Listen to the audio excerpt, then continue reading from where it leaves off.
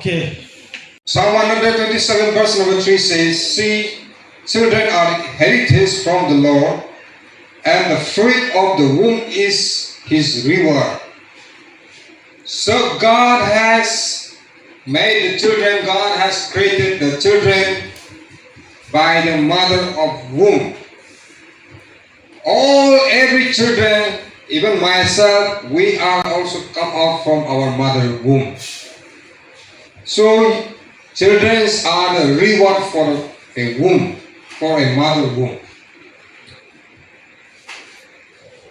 Do you understand? So you are the reward for a mother womb.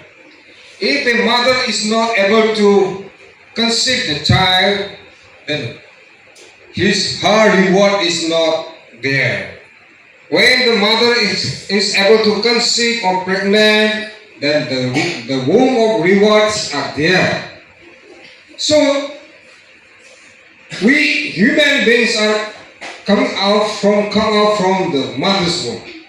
So we are the rewards of God.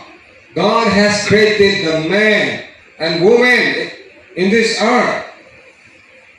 And on this earth, so God has kept us on this earth to fulfill His plan. Children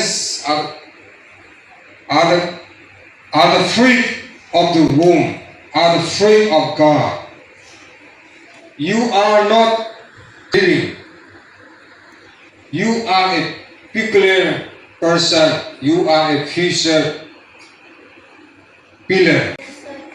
You are studying in the school. Why you are studying?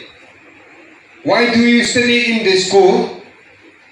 It is to getting the knowledge. To get the knowledge from the schooling, and after you complete your education, and you in the future you will be a different types of jobs, and you will have to help in your family. Amen. So Bible says, Proverbs chapter 1 verse 7. Do you know this verse? How many of you know this verse? Proverbs chapter 1 verse 7.